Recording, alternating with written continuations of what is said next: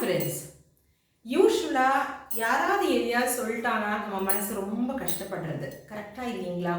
So நம்ம மனசை எப்படி திருடப்படுத்திக்கலாம் அப்படிங்கிறத பற்றி இன்னைக்கு பார்க்கலாம்.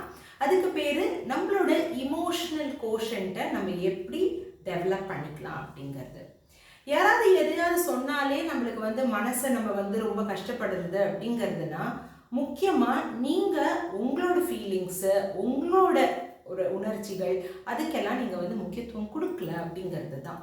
ஃபஸ்ட்டு நம்ம மைண்ட்ஃபுல்னஸை ப்ராக்டிஸ் பண்ணோம். மைண்ட்ஃபுல்னஸ்னால் நம்ம இந்த நிமிஷம் இங்கே இருக்கோம். ஸோ இந்த இடத்துல நான் எப்படி ஃபீல் பண்ணுறேன், நான் என்ன நினைக்கிறேன், எனக்கு அது அந்த ஃபீலிங்ஸ் எனக்கு என்ன கொடுக்கறது, ஒரு பாசிட்டிவ் சைடு கொடுக்கறதா, ஒரு நெகட்டிவ் சைடு கொடுக்கறதா, அப்படி ஏதாவது எனக்கு நெகட்டிவ் வைப்ஸோ ஏதாவது ஃபீல் பண்ணுறேன்னா அதையும் நான் அக்னாலேஜ் பண்ணுறேன்னா, இது எல்லாமே நான் பார்த்துட்டு தான் நான் எந்த ஒரு விஷயத்துக்குமே நான் ஒரு தொட்டாச்சினிங்கியாக இல்லாமல் என்ன நான் பாதுகாப்பாக வச்சுக்கலாம். ஸோ இது ரொம்ப ரொம்ப முக்கியம் ஃப்ரெண்ட்ஸ். ஏன் அப்படிங்கிறது பார்த்தீங்கன்னா, இல்லைன்னா யார் வேணால் என்ன வேணால் சொல்லலாம், அது எல்லாத்துக்கும் நம்ம மனசை போட்டு குழப்பிட்டே இருப்போம். ரைட்டா இல்லைங்களா?